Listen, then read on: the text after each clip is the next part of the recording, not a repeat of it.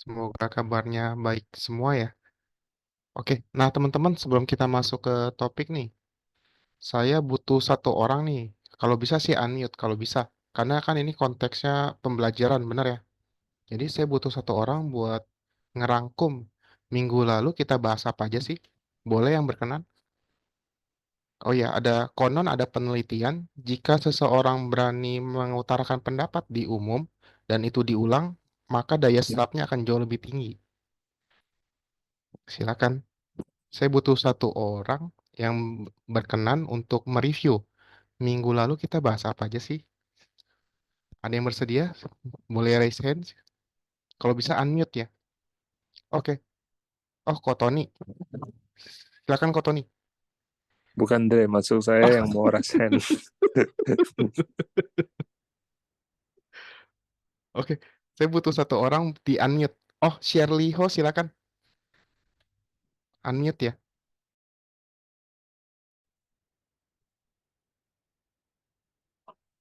Halo, selamat malam. Malam, Kak Shirley. Iya,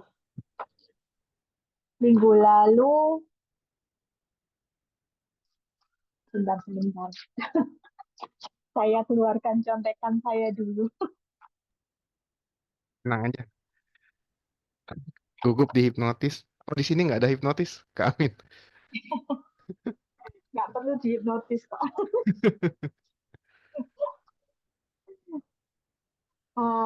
Kesimpulan yang saya dapat dari sesi satu kemarin, kita semua itu selama masih bisa marah, bisa kecewa, dan bisa sedih itu, kita itu makhluk konsep.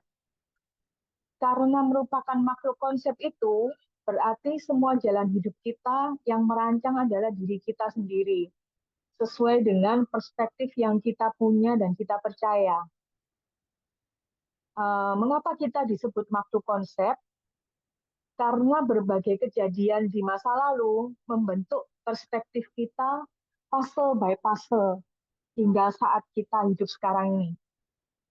Nah, tugas kita itu sebenarnya memisahkan konsep-konsep yang salah dan benar itu supaya kita bisa hidup baik. Yang salah dibetulkan, yang benar dipertahankan. Karena kita makhluk konsep, bisa jadi kalau kita pasif atau tidak mau menyelidiki dan kita akan hidup dalam konsep yang dibuat oleh orang lain, alias konsep kita akan dibuatkan oleh orang lain. Dan konsep yang kita ciptakan adalah 100% subjektif. Kenapa? Karena perspektif lahir dari perasaan yang muncul. Tidak ada manusia yang bisa memiliki perspektif 100% objektif. Karena pasti akan membela kepentingannya sendiri. Dan itu sudah pasti. Kesadaran pikiran kita memiliki kelemahan, yaitu tidak betah stay di satu tempat lama-lama. Inilah alasannya kenapa manusia memiliki sifat mudah bosan, mudah lari, mudah terdistraksi, dan kesadaran pikiran kita selalu lompat-lompat, kadang di masa lalu, kadang di masa sekarang, kadang di masa depan. Nah, di masa lalu yang lompat ke masa lalu itu bentuknya itu kenangan. Yang ke masa depan bentuknya khayalan, yang masa sekarang itu pun masih bisa pindah-pindah lagi. Kadang di suara, kadang di gambar, kadang bisa di mana saja pada saat pada saat objek di mana objek kita difokuskan. Dalam dunia sosialisasi, seorang manusia akan memaksakan konsepnya kepada orang lain. Dan suka tidak suka itu benar. Yang menjadi masalah adalah kadang yang punya power yang menang.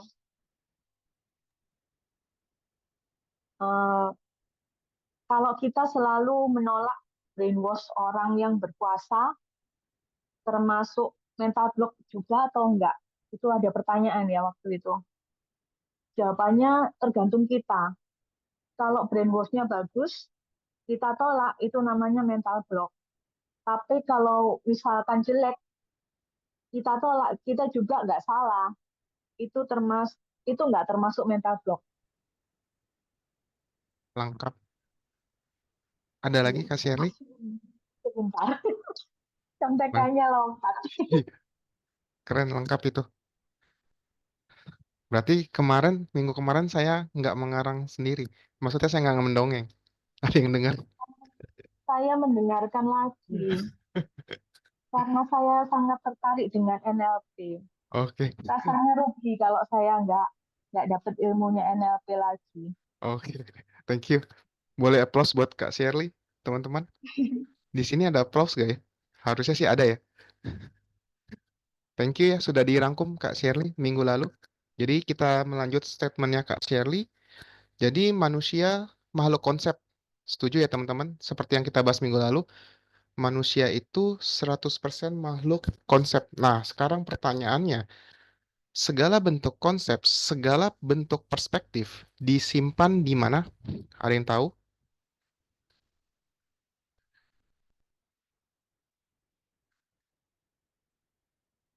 Bentar, saya pindahin chatnya. Di otak. Oke, Kak Catherine di otak. Yang lain? Di bank memori. Canggih. Bisa jadi. Di pikiran. Kak Suryanti. Yang lain? Di kognitif. Kak Liana. Kak Liana, kognitif itu proses. Oke, ada lagi. Nah, semua jenis perspektif kita itu semuanya disimpan di pikiran bawah sadar. Makanya teman-teman kalau pernah nonton apa tuh namanya film-film tampilan hipnotis, biasanya si hostnya akan ngomong, saya akan mengeluarkan sesuatu dalam pikiran bawah sadar Anda. Benar? Yes, Kak Henry di bawah sadar. Jadi semua bentuk perspektif kita disimpan di pikiran bawah sadar kita. Nah, pertanyaannya, pikiran bawah sadar itu simpanan memori kita degenerate apa ya bahasanya? Dikonversikan menjadi apa? Ada yang tahu nggak? Agak, saya nggak nemu bahasa agak mudahnya, cuman semua bentuk memori, konsep, perspektif kita kan disimpan di pikiran bawah sadar. Nah, untuk mengenerate itu atau untuk mengaktifkan, mengimpuls. Untuk mengimpuls itu dibutuhkan yang namanya apa? Ada yang tahu nggak? Mungkin ada yang pernah belajar?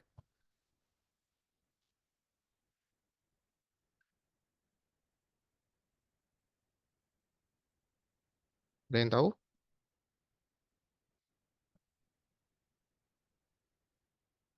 Trigger. Oke, Kak Hendry trigger. Oh ya, teman-teman, share screen saya muncul nggak ya?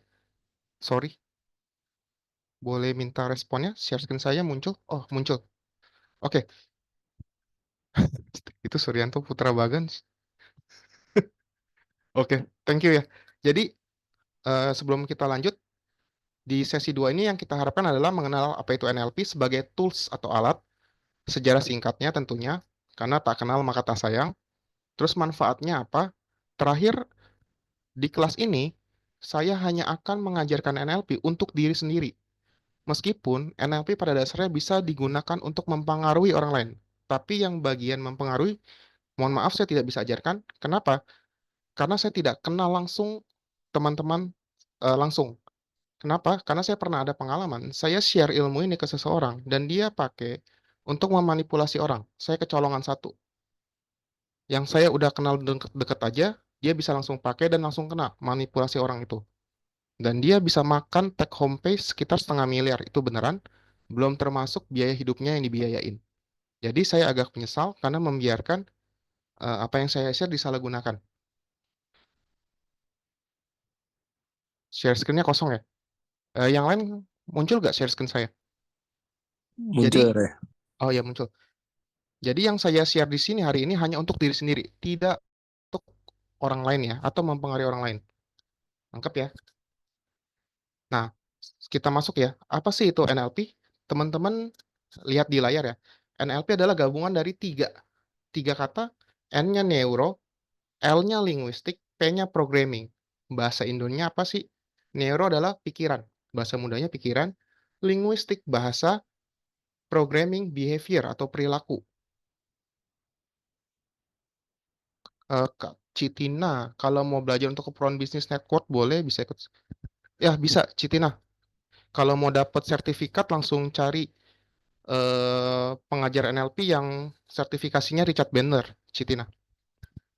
Oke, jadi NLP adalah kita balik lagi Neuro Linguistic Programming. Nah, sejarahnya lucu nih. Saya izin cerita ya. Penemunya dua orang ini, Richard Bandler sama John Grinder. John Grinder adalah salah satu asisten dosen di suatu universitas di Amerika. Richard Bandler kebetulan mahasiswa. Waktu itu mahasiswa, masih muda.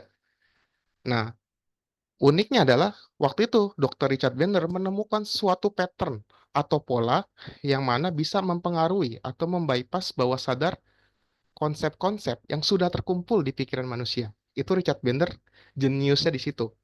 Tapi ada masalah. Karena waktu itu dia bukan teknik bahasa, dia agak kesulitan. Nangkep ya? Akhirnya dicari orang yang jago bahasa. Atau kalau sekarang jurusan apa yang jago bahasa ya? Sastra. Jadi beliau mencari suatu orang yang jago bahasa. Dipilihlah John Grinder. Karena waktu itu beliau kan, teman-teman tahu ya, yang bisa jadi astus biasanya orang pinter. Dipilihlah di beliau. Akhirnya Richard Banner dan John Grinder merumuskan suatu ilmu, ketemulah NLP. Nah, NLP pun bahasanya ditemukan secara konyol.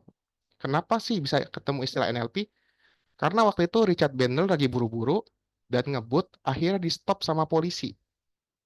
Di stop sama polisi, polisi kan otomatis nanya, kamu dari mana? Dijawab dari kampus, saya lupa nama kampusnya apa. Terus polisi nanya, kamu jurusan apa? Nah, uniknya adalah waktu itu di mobilnya Richard Bandler ada buku neuro tentang neuro yang dari kedokteran, terus ada buku bahasa judulnya linguistik bla bla bla. Terus yang terakhir programming dari programmer karena Richard Bandler IT. Akhirnya dia ngeliat tiga buku itu dia rangkum Neuro Linguistic Programming. Polisinya pasti bingung jurusan apa itu. Tapi percaya nggak percaya, itulah dasar kenapa ada NLP. Karena ditilang. Nangkep ya teman-teman? Nah, jadi kita balik lagi. Bawah sadar kita, semua konsep kita kan disimpan di bawah sadar. Dan yang bisa mengimpuls adalah bahasa. Setuju nggak teman-teman?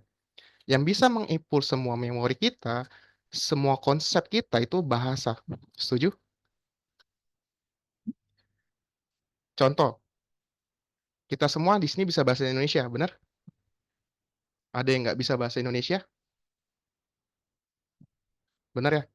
Sekarang, tiba-tiba ada orang asing ngatain kita, jelek lu, bego lu.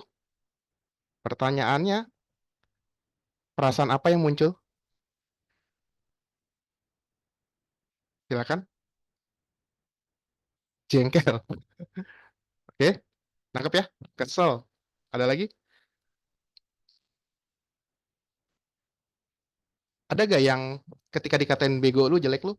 Oh, makasih ya, saya sangat berbahagia. Anda memuji saya. Ada? Baik kan bukan kita.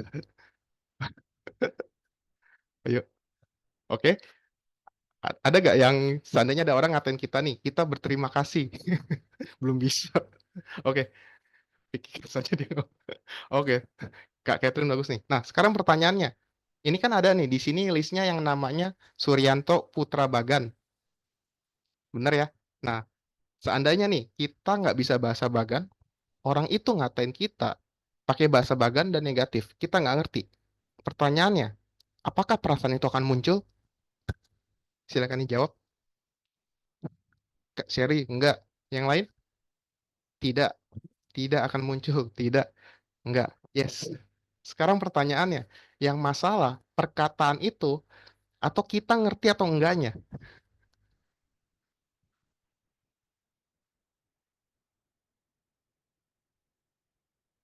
Yes, Kak Ari. Nah, nangkep ya teman-teman.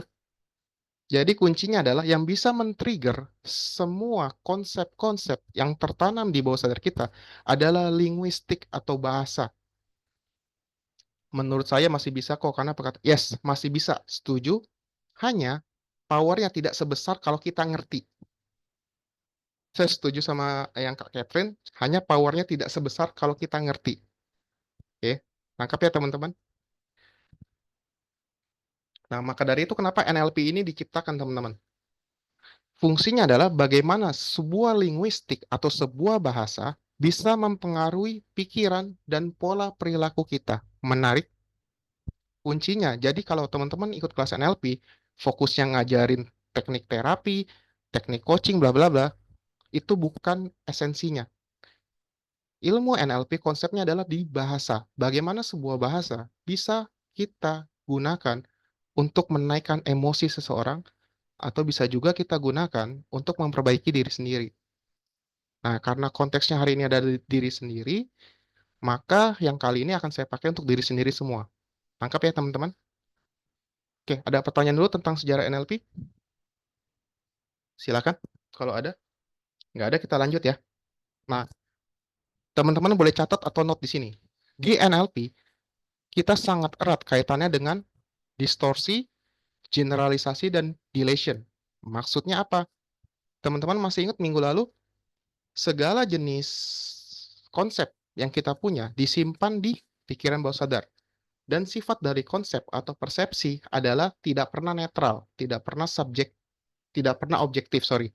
Selalu pasti subjektif. Nah, karena begitu banyaknya pola bahasa, begitu banyaknya konsep, maka kita, segala bentuk konsep yang kita simpan, sifatnya udah pasti distorsi, tidak apa tadi? Tidak objektif. Berikutnya generalisasi. Maksudnya apa? Kita hanya suka sama generalisasi, kita hanya akan fokus ke hal-hal yang umum. Sekarang saya mau tanya teman-teman, ada yang punya BPJS? Pasti punya karena diwajibkan. Sekarang saya mau tanya, teman-teman tahu nggak ketentuan BPJS apa aja? Ada yang pernah baca detail klausul-klausul BPJS? Wayudin, bayar iuran, ya itu wajib. Maksudnya klausulnya. Teman-teman tahu nggak kalau kita kecelakaan di jalan raya BPJS nggak bisa bayarnya? Ada yang tahu? Kalau kita kecelakaan di jalan raya BPJS nggak bisa bayarin, ada yang tahu? Nah, tangkap ya. Ini aja sudah bukti. Ya, Kak Amin bisa kalau jasa harja sudah bayarkan dulu. Tapi kalau langsung ke BPJS nggak bisa. Karena itu ada klausulnya, setahu saya.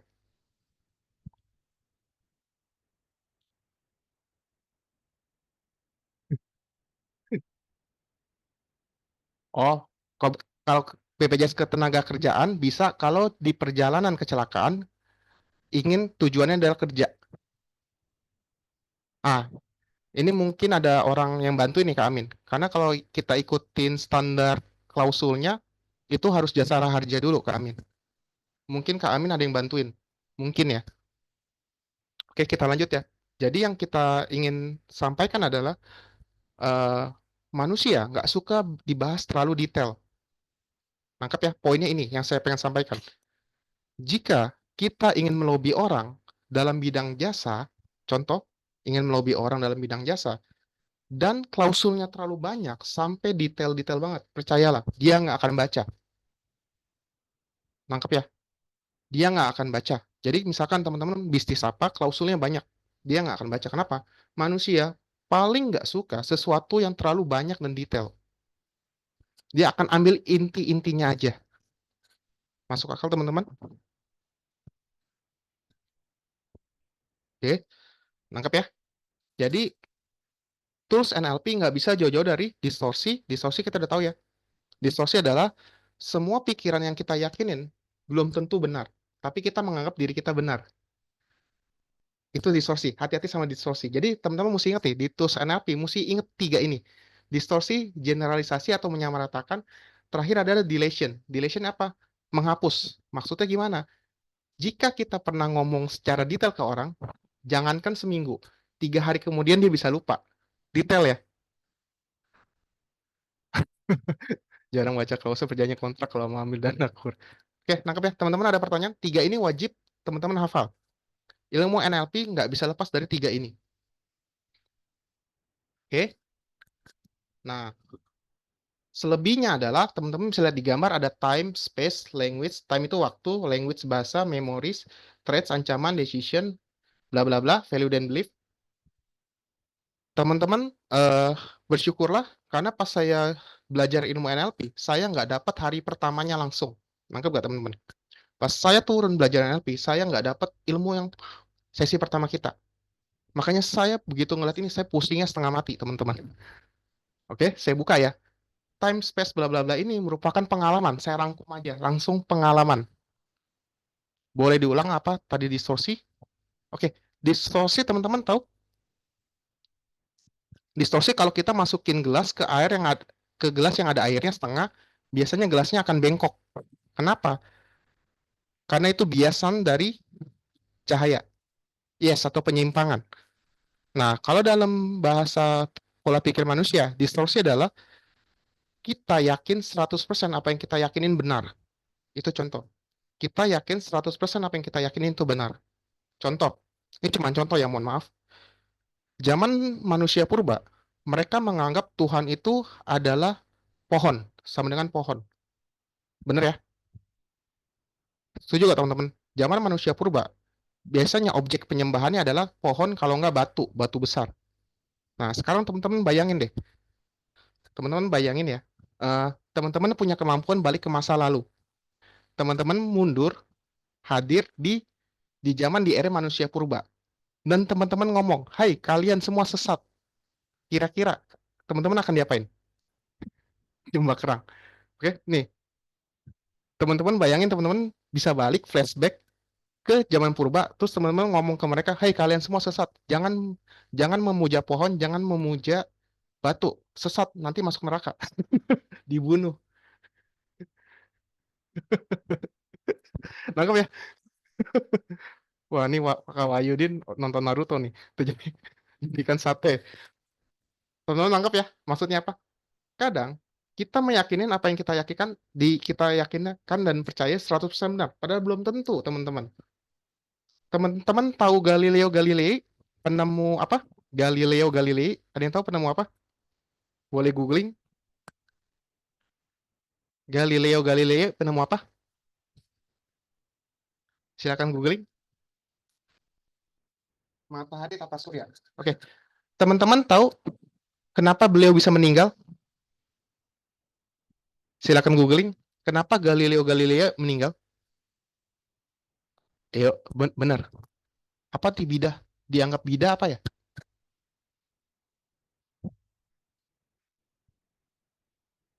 Oh, oke oke. Yes. Tangkap.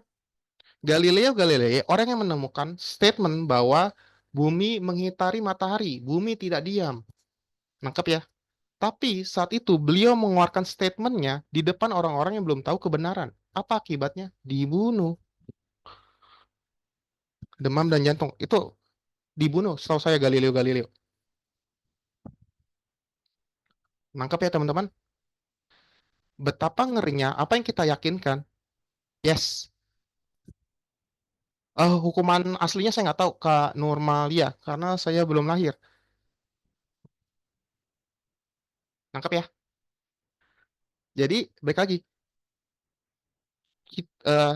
Sekarang nih statement buat teman-teman nih. Kalau teman-teman tahu seorang teman salah, pesan saya adalah perhatikan dia fanatik dengan keyakinannya atau tidak. Saya ulangin, kalau teman-teman tahu ada seseorang yang persepsinya salah, teman-teman sebelum menegur pastikan amati dia fanatik atau enggak. Jika dia fanatik, teman-teman kasih tahu. Yang masalah adalah teman-teman sendiri. Nggak lucu kan? Misalkan niatnya kita baik, kita kasih tahu dia salah, dia fanatik sama kepercayaannya, tiba-tiba kita tinggal nama. Nangkap ya teman-teman? Jadi begitu banyaknya manusia yang meyakini apa yang dia yakini adalah 100% kebenaran. Termasuk kita. Jangan anggap kan kita selalu melihat objek luar. Belum tentu. Bisa jadi kita sendiri seperti itu loh. Contoh saya. Eh, Misalkan Ko Tony kasih tahu saya, Dre, NLP nggak selalu benar loh. Saya fanatik. Oh, nggak bisa gitu kok. Ini udah ada buktinya, bla bla bla bla. Pertanyaannya, sering ketemu orang-orang debat seperti ini? Nangkep ya teman-teman? Jadi pesan saya setelah belajar ini adalah jangan pernah mempercayai event itu sudah kita yakinin. Perlu pembuktian dan pengamatan. Itu kuncinya. Oke? Nah, kita balik lagi. Di bawah distortion general dan relation ada time, space, language, bla bla bla. Itu kalau dirangkum adalah pengalaman. Sederhana, simple.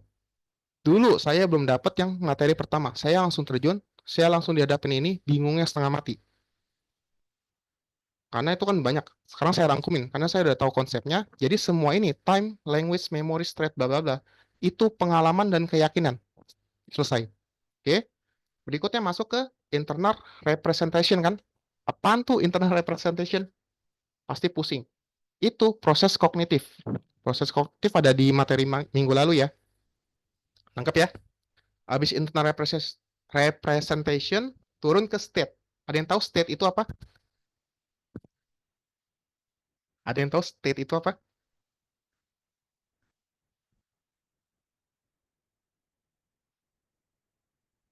State kondisi, pernyataan, oke. State kalau di sini saya buka langsung, itu nggak salah yang Kak Su sama Kak Shirley nyatakan. Tapi state di sini adalah bahasa kita yang minggu lalu adalah emosi. Oke. Internal representation adalah kognitif, state adalah emosi, fisiologi adalah bahasa tubuh. Nah, clear ya teman-teman? Dari semua itu akhirnya lahirnya behavior atau perilaku atau kebiasaan. Ada pertanyaan dulu? Oke, nggak ada. Kita lanjut ya. Nah, ini roots NLP atau sejarah NLP. Richard Banner ketika mengembangkan ilmu NLP, dia mengambil dari orang-orang psikologi yang hebat, psikolog yang hebat. Dua yang terkenal adalah Virginia Satir dan Milton Erickson. Maksudnya apa? Dari Milton Erickson ketemulah metode Milton Model. Metode Milton Model adalah metode yang banyak sekarang orang pakai untuk dipakai di telemarketing. Kalau teman-teman dapat telepon telemarketing, halo Ibu A ya, kita punya penawaran bagus nih Bu. Mungkin Ibu akan tertarik. Itu udah Milton Model. Jadi Milton Model adalah bahasa-bahasa hipnotis. Nangkep ya? Jadi Richard Bandler mengamati psikolog terkenal zaman dulu namanya Milton Erickson. Beliau hebat. Kenapa beliau hebat? Beliau bisa menterapi seseorang dengan ketukan meja. Bayangkan, ketukan meja pernah bikin anak yang hyperaktif langsung diem. Percaya nggak percaya? Itu ada. Milton Erickson bisa menterapi orang dengan tanpa ngomong. Sakti gak? Bahkan orang anak kecil yang hyperaktif pakai ketukan tanpa ngomelin bisa diem. Ini ibu-ibu yang udah punya anak pasti tertarik nih. Oke, tapi sayangnya beliau udah meninggal. Jadi kurang lebih Richard Banner menginterview Milton Erickson untuk dicari polanya seperti apa sih. Dan dari situ lahirnya bahasa-bahasa hipnotis. Oke, lanjut ya. Virginia Satir adalah salah satu konsultan terapis keluarga. Saya nggak akan panjang. Nah, berikutnya adalah, nah ini konsep dasar NLP. Seperti yang muncul dari teman-teman, pikiran dan bahasa mempengaruhi perilaku. Lebih tepatnya bahasa. Coba ilmunya ada di mana nih? Pak Mungkas buat anak suka tantrum. Kak Lydia boleh googling Milton Erickson aja. Kak Lydia. Oke? Karena semua ilmu Milton Erickson itu berguna untuk mempengaruhi orang lain. Siap, Kak Lydia. Oke? Berikutnya adalah kesadaran untuk mengenali pikiran, perasaan, dan perilaku. Nggak jauh-jauh ya. Berikutnya anchoring. Anchoring atau jangkar bisa menghubungkan perasaan positif ataupun negatif dengan stimulus. Oke, berikutnya adalah visualisasi, LOA, terakhir reframing. Oke, kita lanjut ya. Salah satu tools dalam NLP yang penting adalah reframing. Maksudnya apa? Karena semua keyakinan kita dalam bentuknya perspektif, konsep, keyakinan, maka jika konsep itu positif, itu nggak masalah. Jadinya berdaya. Seperti PR yang saya kasih kemarin ya. Tapi jika negatif, itu akan membuat kita nggak berdaya. Nah, kalau negatif itu gimana? Kalau negatif kita bisa pakai tools yang namanya reframing atau men-set ulang. Bingung ya? Nanti di belakangnya akan lebih jelas. Oke? Nah, nih. Bisa teman-teman lihat ya. Kenapa butuh reframing? Karena kita makhluk konsep, kita hidup di dunia yang asumtif, Dan asumsi yang kita ciptakan sendiri berdasarkan rangsangan atau impuls objek ke indera. Dan juga pengalaman-pengalaman masa lalu, teman-teman. Oke. Seperti yang udah kita bahas dari minggu lalu, sifat konsep 100% udah pasti subjektif dan banyak terdistorsi. Oke. Nah nih, cara mudah reframing, teman-teman. Cuman 2, gampang. Saya kasih free buat teman-teman dan ini biasanya jika teman-teman ikut motivator, motivator nggak akan kasih kerangka ini. Kenapa? Kalau langsung kasih, udah nggak butuh lagi. Nangkep nggak maksud saya? Jadi motivator nggak akan kasih kunci jawabannya langsung, tapi dikasih versi yang udah dicatat. Nangkep ya teman-teman? Cara reframing cuma 2, konten dan konteks. Nggak usah dipusingin dulu, nanti kita bahas di belakang ya teman-teman. Cuman perlu diingat, cara reframing cuma 2, konten dan konteks. Oke? Yuk, kita latihan ya. Teman-teman di sini pas SD belajar subjek predikat objek kan? Ada yang nggak belajar nggak? Sorry. Di sekolahan pas SD SMP, saya lupa. Ada yang belajar subjek predikat objek? Boleh minta feedback ya, silakan. Kak Hermanto, predikat nggak tahu. Kak Normalia belajar. Ya, SPOK benar. Kotong nih. Oke, Kak Heli. Oke. Oke. Kita langsung latihan ya. Oke, berarti mayoritas belajar ya. Predikat itu kayak verb kan ya. Predikat itu bahasa mudanya kata kerja atau kata benda atau kata sifat bisa. Oke, kita langsung belajar ya. Saya dihianati oleh teman. Oke, saya ulangin, saya dihianati oleh teman. Tentukan mana subjek, mana predikat, mana objek. Silakan. Dimulai dari sekarang. Saya subjek dihianati predikat teman objek. Yes. Yang lain?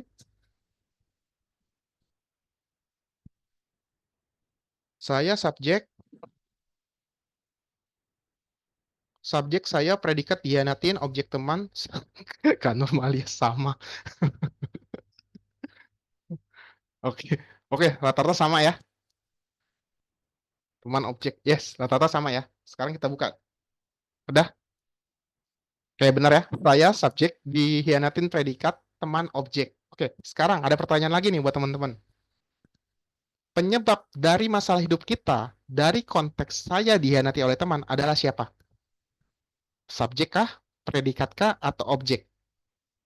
Keterangan ada, cuman kita pakai contoh simple dulu Kak Catherine. Penyela- penyebab masalah hidup kita adalah Kak Nurmalia subjek, Kak Linda objek, Kak Suryanti subjek.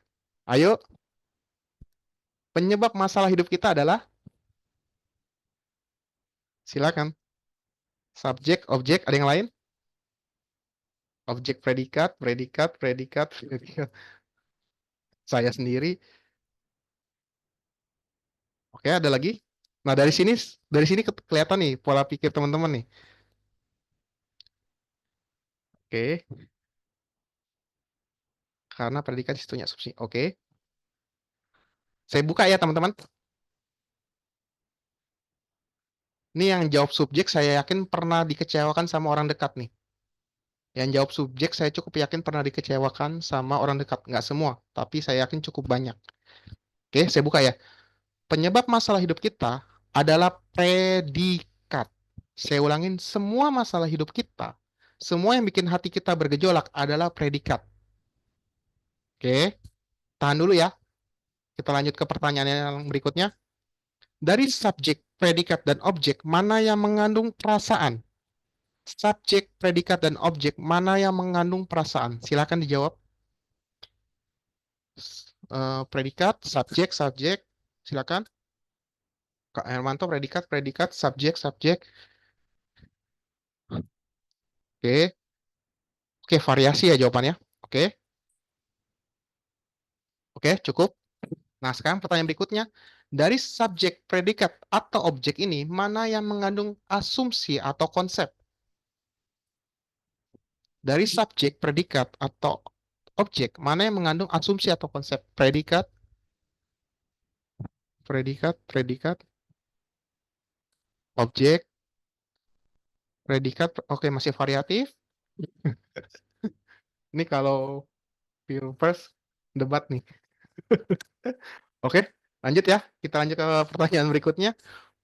Dari subjek, predikat, dan objek di contoh ini, mana yang memiliki sifat netral? Saya ulangin. Dari subjek, predikat, dan objek, mana yang punya sifat netral? Oke, predikat, predikat, predikat.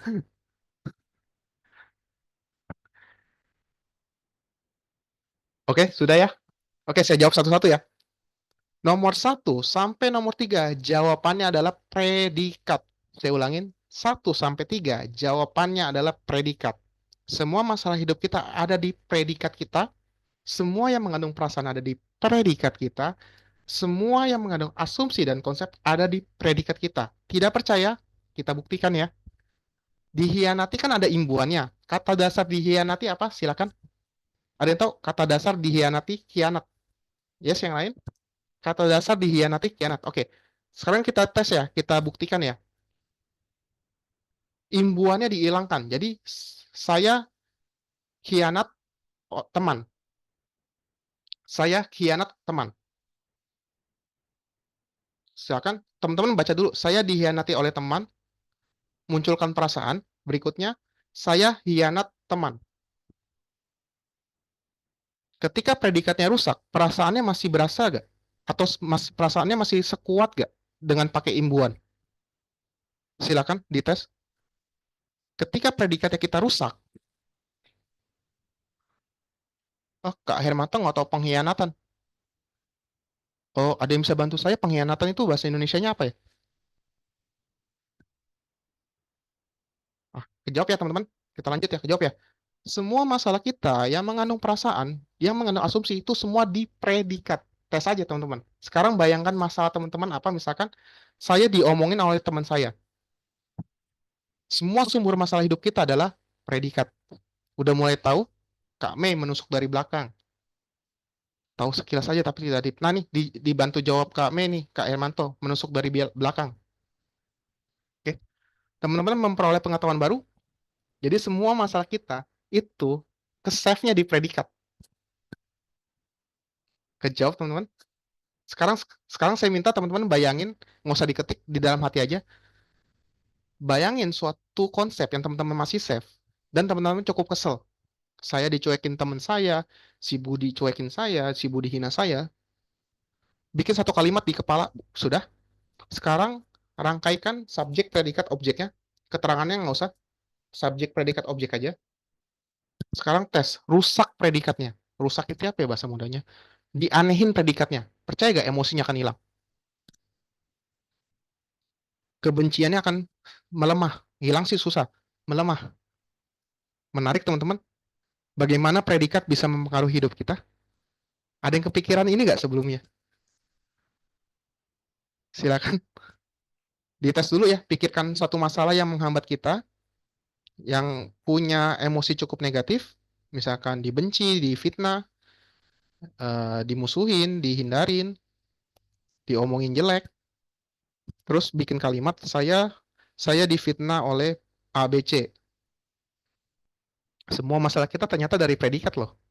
Semua perasaan kita tergantung di predikat, semua asumsi kita pun di predikat. Oke, ada yang sudah melakukan di pikirannya? Nggak perlu diketik. Silakan. Kalau sudah ada, rusak predikatnya. Atau dibikin aneh predikatnya. Atau imbuannya aja dihilangin. Oke, Kak Normalnya sudah? Apa yang didapat Kak Normalia? Silakan.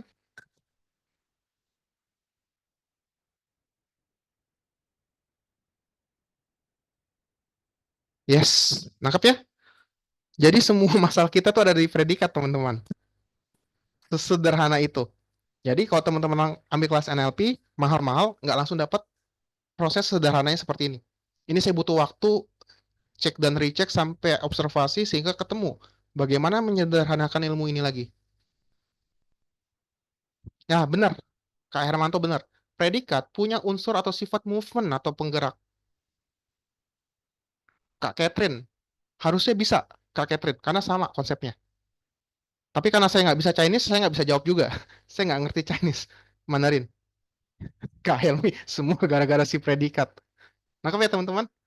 Jadi buat yang pas SD, SMP, pas belajar bahasa Indonesia, misalkan, males nggak penting. Sekarang udah tahu bahasa Indonesia pentingnya seperti apa? Nangkep ya? Oke. Ada pertanyaan dulu sebelum saya lanjut?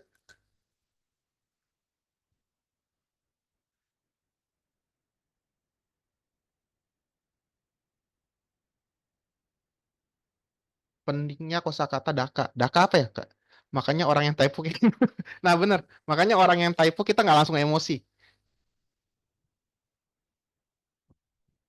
Sudah ya? Nggak ada pertanyaan ya, saya anggap? Atau masih bingung, teman-teman? Oke, kalau nggak ada, kita langsung pakai contoh ini ke reframing. Nah tuh, Kak Hermanto bisa Mandarin tuh. Thank you ya Kak Hermanto, sudah bantu jawab.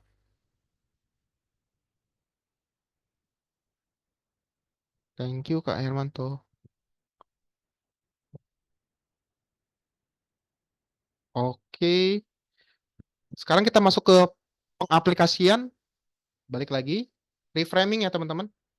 Oke, konteks adalah dalam konteks apa masalah itu bermanfaat. Kita balik ya.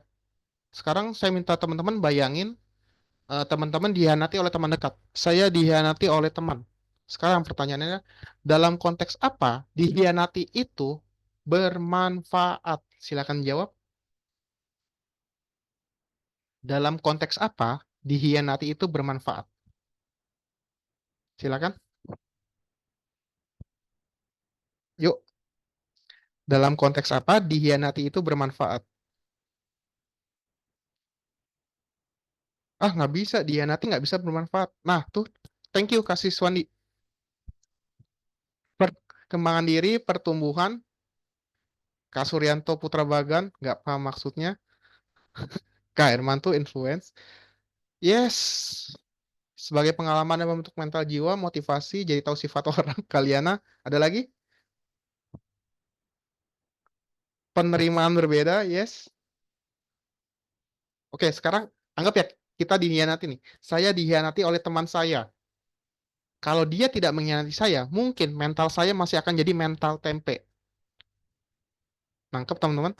Kalau dia tidak mengkhianati saya, mungkin mental saya masih jadi mental tempe. Tidak ada perkembangan sama sekali. Nangkap? Menarik?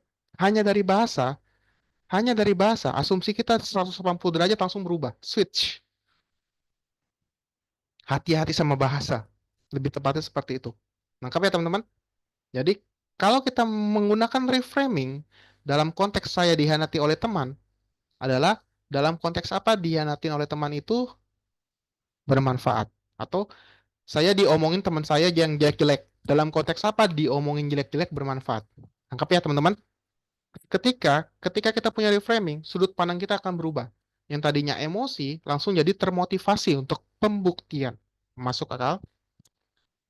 Yes. Tangkap ya teman-teman. Sekarang kita ke konten. Konten simple kurang lebih mirip. Apa maksud positif dari masalah itu? Oke. Apa maksud positif dari ditusuk atau dihianati oleh teman dekat? Apa maksud positifnya dia ke kita? Dia sampai mengkhianati kita. Dia sampai mengkhianati kita. Apa maksud positifnya? Wah, Suryanto nih. Nggak dicerna nih. Kalau unit pembelajaran. Yes, pembelajaran. Yes, lebih berhati-hati mengenal orang. Proses belajar. Ada lagi? Apa maksud positif dihianatin? Lebih selektif dalam memilih teman. Ada lagi? Kita ada kekurangan. Yes, sehingga bisa diperbaiki. Ada lagi? Harus lebih tough atau strong dari dia. Yes. Nangkep ya teman-teman? Jadi ketika kita ada sesuatu belief atau konsep yang bikin kita tidak berdaya dan fokus ke kebencian, langsung pakai reframing. Reframing cuma dua, dalam konten dan konteks. Apa niat baik positifnya dan dalam hal apa itu bisa bermanfaat. Itu doang, simple. Habis habis dari sini, saya yakin yang ngerti langsung jadi motivator. Karena permainan motivator hanya di situ tuh. Jadi kumpulin semua semua belief-belief negatif atau konsep negatif, dipakai reframing, dapat kata-kata motivasi. Masuk akal? Nangkap ya, teman-teman? Oke, Kak Ari contoh yang gimana ya? Tapi memori buruk lebih kuat ya, susah lupa. Iya benar Kak Su. Memori buruk emang lebih kuat, susah lupa. Maka dari itu butuh yang namanya reframing. Kak Helni ulang yang mana ya? Sorry. Boleh tahu yang minta diulang yang mana?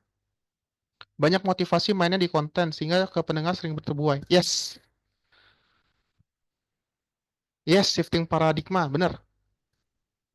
Nah, ini Kak Hermanto membantu saya menjelaskan lebih sederhana nih. Konteks itu pola, konten itu gaya bahasa. Motivasi mainnya di konten. Angkap ya. Konten dalam hal apa itu bermanfaat. Itu konten, sehingga itu bisa dipakai untuk motivasi. Sekarang saya kasih contoh ya teman-teman. Ini nggak ada di sini. Saya habis ditipu teman. Saya habis ditipu teman. Silakan sebagai sahabatnya tolong bantu dia reframing. Saya habis ditipu oleh teman saya. Silakan.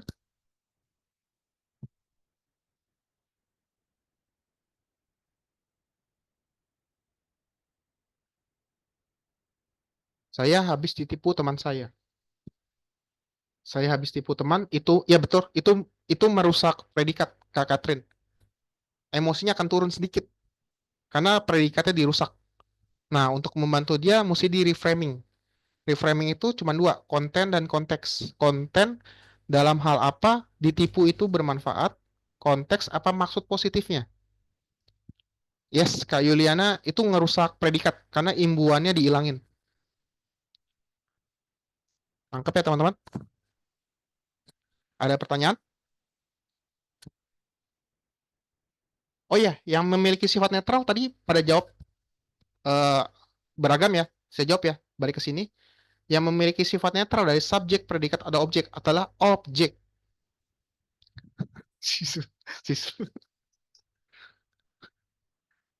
Susah cari positifnya kalau udah ditipu teman baik. Wah, ini mesti langsung ke Kotoni nih. Kotoni yang bisa handle. Oke?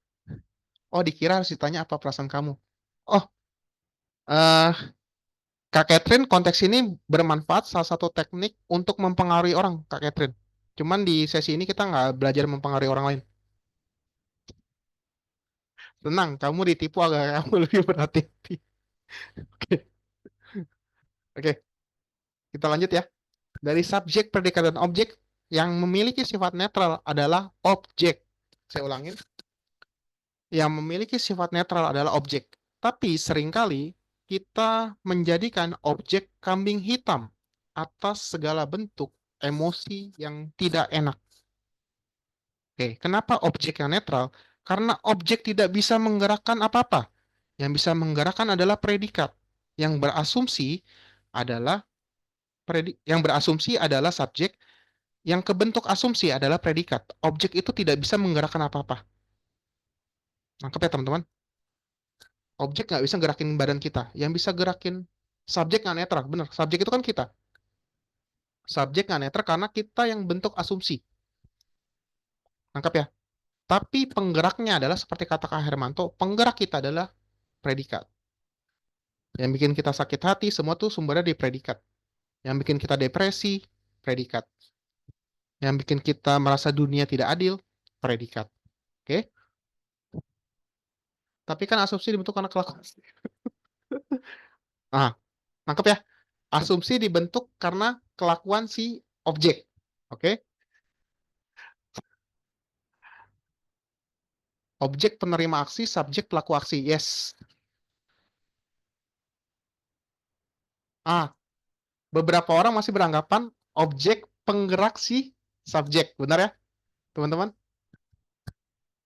Beberapa orang menganggap objek selalu objek ini yang menggerakkan si objek. Sekarang pertanyaannya adalah sederhana. Teman-teman masih ingat kelas sesi pertama? Jika objek itu tidak menimbulkan perasaan apa-apa sama kita, asumsi akan terbentuk atau tidak? Suryanto.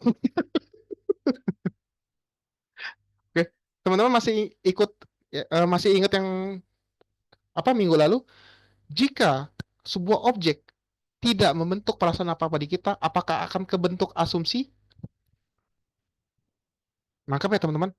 Karena pada dasarnya objek itu netral, tapi karena kita muncul perasaan like and dislike, maka tidak netral lagi. Ciri khas sifat hakiki objek netral. Karena like or dislike jadi tidak netral. Seolah-olah tidak netral, padahal netral.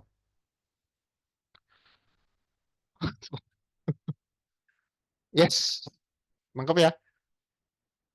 Suryanto nanti private pribadi aja ya. Saya bisa jelasin karena waktunya terbatas. Nanti yang Suryanto private nggak apa-apa karena waktunya terbatas. Saya bisa jawab pertanyaannya. Cuman agak panjang, teman-teman. Kalimatnya kan kalimat pasif, bukannya subjeknya ada di belakang. Kalau kalimat aktif baru subjeknya di depan. Yes. Nah, ini kalau konteksnya bahasa Indonesia yang benar. Kak Mei ini benar. Nah, sedangkan dalam konteks yang kita pelajarin adalah disederhanakan Kak Mei. Nangkep ya? Oke, izin lanjut ya. Nah, karena objek memiliki sifat netral, makanya dalam NLP ada yang namanya pilar. Pilar satu adalah saya atau subjek. Saya yang bertanggung jawab 100% atas hidup saya. Saya ulangin, saya yang bertanggung jawab 100% atas hidup saya. Contoh paling sederhana. Jika kita disakitin oleh seseorang, kadang kita kan suka menyalahkan objek. Pernah nggak kita merenung ke dalam, tanpa sadar, kita loh yang memancing objek itu untuk menyakiti kita. Pernah ada yang berpikir seperti itu? Kan selama ini kan kita kita kan fokusnya objek yang menyakiti kita. Tapi pernah nggak objek menyakiti kita? Pasti ada sebabnya. Biasanya sebabnya dari kita. Ada mulai nangkep? Saya tapi lamangannya. Contoh ya, contoh. Mohon maaf banget. Tanpa ada tanpa ada itikat apa-apa, teman-teman tahu kasus Agus Air Keras? Ini cuma sebagai contoh ya, pembelajaran. Teman-teman tahu kasus Agus Air Keras? Tahu. Oke, sekarang pertanyaan adalah, beliau sampai disiram air keras. Memang salah objek, itu tidak bisa dipungkiri dalam hal hukum. Tapi, jika sampai disiram, apakah ada peran subjek di belakangnya? Apakah ada peran si subjek? Nah, nangkep ya? Karena misalkan subjeknya itu tidak bisa mengendalikan diri, ngata-ngatain kasar, objek sakit hati, objek melakukan penyerangan. Ya, yes. Nah, jadi nangkep ya? Pada dasarnya, objek itu netral, tapi bisa jadi tidak netral jika si subjek tanpa sadar mengilik-ngilik ego objek kalau dalam hal konteks manusia. Nangkep? Saya ulangin, pada dasarnya subjek itu adalah netral, tapi objek akan berasumsi tidak netral jika si subjek ini yang mengilik-ngilik. Yes, hukum tarik menarik. Ah, nangkep ya? Oke, oke. Kita lanjut ya. Aksi reaksi, yes. Pilar satu adalah saya, pilar dua adalah tujuan atau outcome. Setelah objek melakukan sesuatu. Iya, Suryanto benar. Setelah objek melakukan sesuatu, dia jadi subjek. Cuman dalam konteks kita kali ini, kita bahasnya cuman yang sederhana aja. Cuma sebagai penanda atau pencontoh. Jadi, patokan awalnya adalah tetap yang pertama. Subjek, predikat, objek. Oke, nangkep ya? Jadi teman-teman boleh ingat nih, pilar satu saya bertanggung jawab. Selama kita masih nyalain objek, selama itulah kita tidak akan berkembang. Saya ulangin, selama kita masih nyalain objek, selama itulah kita tidak akan berkembang. Kenapa? Ingat, titik pikiran kita menentukan, kesadaran pikiran kita menentukan kita akan jalan kemana. Kita ditipu habis-habisan. Jika kita fokus di tipuan itu, dia nggak akan kemana-mana. Tapi kita jadi menyalahkan diri sendiri. Kak Liana, maksudnya seperti apa? Boleh agak detail? Oke, anggap ya. Jadi dalam pilar NLP, poin nomor 1 adalah saya bertanggung jawab.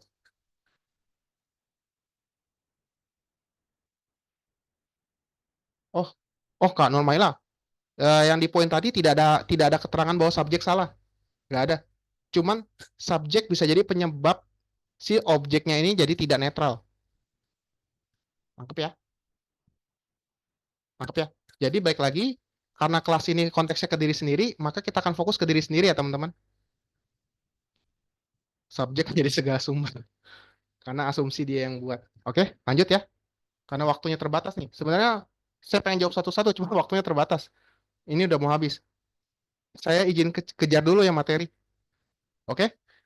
Jadi yang berikutnya outcome presposisi NLP, maksudnya adalah asumsi NLP.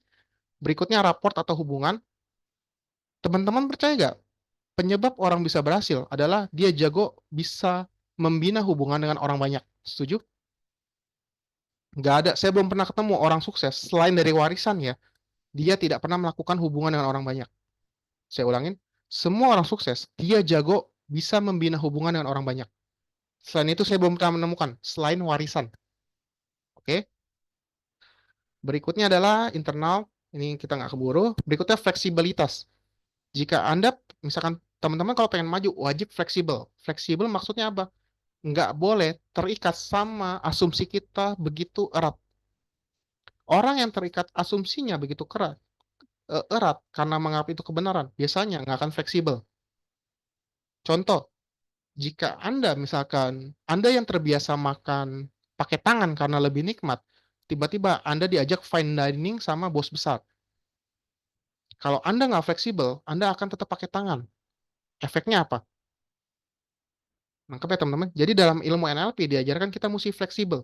Sekalipun itu bikin kita tidak nyaman. Biasanya fleksibilitas bertolak belakang dengan kenyamanan. Oke? Terakhir feedback. Yes, Kak Helmi wajib adaptif. Terakhir adalah feedback. Maksudnya apa feedback? Teman-teman, kalau boleh saran, carilah orang yang teman-teman hormatin, mintalah feedback ke dia. Apa kurangnya saya? Tapi wajib yang teman-teman hormatin dan percayai. Dan dia misalkan pernah berhasil. Tanya ke beliau, tolong feedback saya, kasih saya masukan apa kurangnya saya. Kenapa? Karena manusia jarang ada yang bisa melihat kekurangannya sendiri. Setuju teman-teman? Jarang ada manusia bisa melihat kekurangannya dirinya sendiri. Maka itu butuh orang lain yang cukup kita hormati ya. Jangan nanya sama yang orang sebel sama kita. Jangan. Nanti efeknya beda, hasilnya beda. Tapi orang yang cukup kita hormatin dan dia cukup kenal kita, minta feedback. Apa yang kurang dari saya, apa yang bisa saya perbaikin, ada masukan apa ke saya. Oke? Oke. Ini nggak keburu, kita lanjut minggu depan ya teman-teman. Karena masih panjang nih teman-teman. Kita lanjut ke depan tentang pengenalan NLP sesi 2. Oke, ada pertanyaan dulu sebelum ditutup?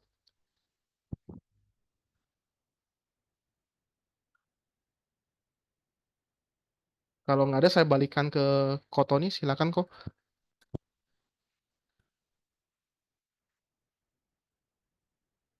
Oke, baik ya. Sepertinya tidak ada pertanyaan ya. Oke, kalau gitu kita akhiri sesi malam ini ya.